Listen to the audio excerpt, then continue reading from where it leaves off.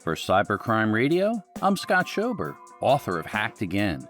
Joining me today is Dr. Eric Cole, a world-renowned cybersecurity expert with more than 30 years of network security experience, known for his work in advancing cybersecurity and his dedication to making the digital world a safer place. Dr. Cole has worked with a variety of clients, ranging from Fortune 50 companies to top international banks to the CIA, for which he was a professional hacker. To learn more, visit drericcole.org. Eric, great to have you back. Look forward to another incredible conversation with you as always. It's always one of the favorite part of my days when I wake up in the morning. I'm like, oh, I get to talk with my friend Scott. All right. Awesome. Well, this will be another great conversation. Now, in this episode, we'll discuss why your AI vendor is your new attack surface. And we realize AI isn't just a tool anymore. It's a potential backdoor into your company. So let's dive right into this and start maybe talking about the invisible vendor problem. And Eric, where is AI quietly embedded today? CRM, HR, dev tools, what do you think? Is it D or E, all of the above? Yeah. Which one is all of the above? Yeah, it's pretty much in all of them. And the issue is it's still experimental. So the way I describe a lot of these big product vendors that have been around for a while and existing tools, they have a very stable product and they're now giving you experimental AI code where they're basically using you as the training model. Because as we talk about, AI is only good as the training data. So you're giving your data is now going to those vendors. And then here's the question. Those vendors now have all this additional data on customers that they can technically correlate, analyze to help improve you, but improve others. So now the question is, am I okay with my personal data about my company helping a competitor, but in reality, the competitor is also helping me. But the problem is, what if it's one-sided? Because I'm finding in certain areas, I'm like, okay, I'm going to use the AI component in this CRM, but no one else does. So then I basically am giving my information to them, but they're not giving it back. So it really creates sort of this data management issue where we just have to be careful of, do we want that much information in one product or one area? And the thing I always say when we get into this topic is SolarWinds, SolarWinds, SolarWinds, SolarWinds. And once again, not picking on SolarWinds. The problem was not the vendor. The problem, well, the vendor made some mistakes, but the problem also was the architecture. They basically had an architecture of put us in your network, give us access to everything. Now, yes, if security, and this is where we're going with security products, is put us in network, give us access to everything. Oh, they can be very powerful. But what happens if that gets compromised or broken into? So the question is, where is the balance? Is that extra benefit of having our security products having a lot more visibility, is that worth the risk of another SolarWinds? Is that worth the risk of another compromise? And to me, I don't think so. We have to find a better balance of, to me, we got to put pressure back on the vendors. You need to figure out how to use AI in a more secure, controlled manner than basically saying access to everything and then basically putting the pressure on us to make sure we lock it down and secure it.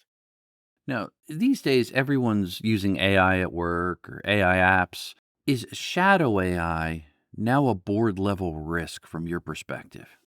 It should be Hmm. a board level risk, but it's not, because boards are still figuring out what AI is and how to use it functionality wise. So Hmm. you have to remember, boards are all about growth and stability of the company. So if I'm a board member and I go in and I'm like, I'm doing things to impact revenue, impact leads, impact profitability, I'm going to be kicked off and I'm never going to be a board member. So they're all focused on, okay, how can we go in and use AI to increase revenue, increase profitability? And I see this all the time where the risk officer or the CISO or the CIO or whatever, they're in the boardroom, they're like, we got to stop doing this. Like, everybody's using AI. Basically, they're not using the word shadow AI, and it's causing chaos and confusion.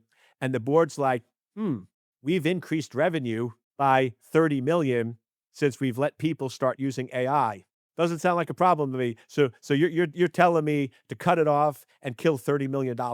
You're not going to happen. So it's one of those where it's right now we have to figure out how to go in and say, okay, here's how you do it in a secure manner to make 50 million instead of 30 million. And to me, the challenge is, and this is why one of my talks is, you're not a CISO, you're a COIS. Hmm. And what I'm saying is, everyone, when they think chief information security officer, a lot of people think of a technical chief scientist when it's not. You're not, you're a chief officer. Chief officers are focused on profitability and revenue with information security as your superpower. Until we shift there and we start going into the boardrooms with solutions instead of problems, this is going to get a lot worse. So instead of going in saying you can't do it or start giving it a name, like shadow IT is used outside the boardroom. I don't think many board members know what it is, even though it's there. But we need to go in and really focus on, okay, here's a solution that's going to give you more revenue than what you're doing today. And then people will listen. But if you try to jump in front of a moving train, now I've never tried this, but rumor has it if you jump in front of a moving train, it's not going to end well for you. You're not going to stop the train. Right? And that's what I think a lot of people are doing. What I like to do is, hey, I'm not gonna stop the train, but let me go in and see the next station it's gonna stop and see how quickly I can get on the train. Because if I can get on the train and I can get into the engine room, I can slow the train down. But that's the only way to do it is by getting on board with what they're doing on the train, and then you can slow things down as opposed to trying to stop it, which never works. Great analogy there. Now, pivoting a little bit, AI isn't static software, maybe as we think in the traditional sense. So, why doesn't traditional third party risk management work for AI? Because a lot of the third party risk management is focused on supply chain, code development, outsourcing, and all those factors. And the reality is that's not the problem with AI. The problem with AI based systems is the data and the data storage.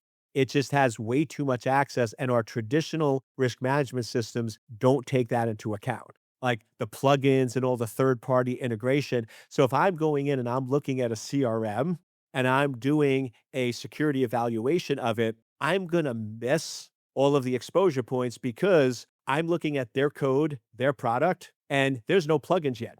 So there's no data. But now when I take that CRM and it starts plugging into LinkedIn Salesforce Navigator and this database and this thing, and you add all those plugins, that's when all of a sudden the exposure is too great because now if I break in, I get access to 20 data sources instead of one. And that type of stuff never shows up on traditional risk assessments because it's looking at the product pre-deployment, not post-deployment. So to me, the problem with AI is post-deployment of you now have a single product that has all of your data in one spot. So now in the past, if I was an attacker, I had to go through all these layers and break into individual databases. Now, technically, those 20 critical databases in your company that are isolated, segmented, microsegmentation, all that great stuff. But in order for AI to help grow and run the business, it needs access to that to do data analytics. So now you're going in and letting it have access to all this stuff. Like you go in and look at, we go back to like the weather system is one of the best examples, Doppler 3000. Now, here's the reality. If somebody breaks in to Doppler 3000 and steals all the data, like, do we really like, I don't care, like, it's not that's an example where it's public data that really isn't risky, and that's why that system works so well. But the problem now is the AI models out there are all on public data, but now by us using them, we're now introducing private data and intermixing private data with public data, yet nobody is focusing or addressing on that problem of intermingling those. And what happens is over time, that line is going to get blurred. And this is my really biggest concern with AI and where we're at is privacy is a train that's leaving the station and never coming back. Like the concept, like our kids are going to have like no concept of privacy. Like they're going to have something biometric or chip based or something that's like physically linked to them because anything that can be like social security numbers gone. I mean, yeah, you're going to use it, but it's not going to be an authentication mechanism. It's going to be an identification. And that's like what people miss. They're like, oh, we got to redo the whole system. No, social security numbers were unique identifiers. They were never meant to be authentication, but because they were hard to remember and nobody told anybody, we started using them as an authentication method. But the reality is, social security numbers are still good. You just need to add a password to them, which we never Yeah. did, right? So it's just we were using something in a way it shouldn't have been done. But my social security number still uniquely identifies me. We just have to make sure the Social Security Service verifies and validates anybody that gives my number and doesn't just blindly trust me. So it's one of those where we just have to recognize the privacy rules are changing and see how we can control that. But once again, in a corporate environment, do your executives really know the risk and exposure of having 20 databases combined into one? My guess is no. And then my question to all of us, because our listeners, I'm assuming, are security professionals at some level, why aren't we educating them on that? Why aren't we going in and showing them the risk and exposure, not going in and anything else? Here's what I like to do. To me, cybersecurity is not yes or no. I'm very non-confrontational. And that's why I get along with boards and people like me so much. My thing is, I'm the honest broker. I'm going to sit there and tell you, listen, here's your options and you get to choose. And that's any advisor, like a really good attorney or a really good doctor, that's what they're great at. They don't go in and tell you you have to get surgery. They give you the options in a way you can understand. So to me, I go in and go, listen, just so you know, what you're doing today is this, but here's also the risk and exposure factor. Are you okay with that? Because to me, the way I do cybersecurity is, what is the value and benefit? What is the risk and exposure? And then ask the decision maker, is the value worth the risk? Here's the problem. Right now, they partly understand the value. They have no clue about the risk. So I go in and I say, I just want you to know the risk, know the value, and then make sure you still think the value is worth the risk. Yes, keep going. No, let's come up with a new architecture. Let's spend a moment talking, maybe looking beyond data leakage. Now, many question, will my data leak? Perhaps the bigger question, can the model be manipulated from your perspective? What do you think? Absolutely. And that's sort of my bigger concern, is not that you get access to data, but you modify or alter data. So what's happening right now is when a new data model comes out, on the minute it's released, it's the most accurate. And then it becomes less accurate because one of the big things attackers are doing is polluting the data set, biasing the data set. Like right now with the war in Iran that just recently happened, everyone's like, oh, cyber attacks. And but people are like, but we're not seeing a big increase. I'm like, no, no, no. What they're doing and what I would be doing if I was sort of professional hacker of this in Iran is pollute the AI data sets that Americans are using to provide false information, false data. And that's basically what is going on. It's basically like what happened with social media, but at a whole new level, because social media was information, AI is decision making, and now you have polluted data sets, and that creates a huge problem. And then the bigger issue is only humans can have an original thought. So and we know how to think and come up with that. Computers can't. But if you ever asked AI a question that says I can't answer it, no. What does it do? They hallucinate. They basically make you know what up, right? They're making stuff up. And that's the problem now is, so there's no validation of data sets. Basically, any data there's no filtering. So to me, AI tools of the future need to have filtering and data accuracy validation. That's the piece that's missing because we're rolling it out too quick. When I built AI in the 1990 to help track terrorist activity when I worked for the government, I spent most of my time like to build, and back then, remember, computers slower than this. It would take about a month, and most of it was getting accurate data to train it on because you have to train the AI. What's happening now is we're not doing that. We're just assuming all data is accurate and saying, here it is, which basically makes AI a very dangerous tool because it's not providing accurate data. Like when I built my AI models, if I just trained it on bad data, it would work, but it would give really bad advice. So to me, it's that correlation of really getting true accurate data sets and then training it on good and bad, and that's been lost. That's sort of the skill of AI that nobody it's the footnotes that nobody read, and unless we get back to that, where we're actually getting clean, good data sets that we're training AI on, AI is gonna take us into an area where basically the intelligence and decision-making capability in the is gonna decrease rapidly because we're basing it on bad data and bad information. Yeah, scary. Garbage in, garbage out, right? You Yep. really have to look at it. Yeah, well said. Let's talk for a moment there on the governance gap. And I'm curious, who owns AI risk? Is it the vendor or the enterprise? What are your thoughts on that? Dolphins in the ocean. We might as well pick something random because I mean, Yeah. at this point, it's sorta and that's the thing is, it really needs to be a combination.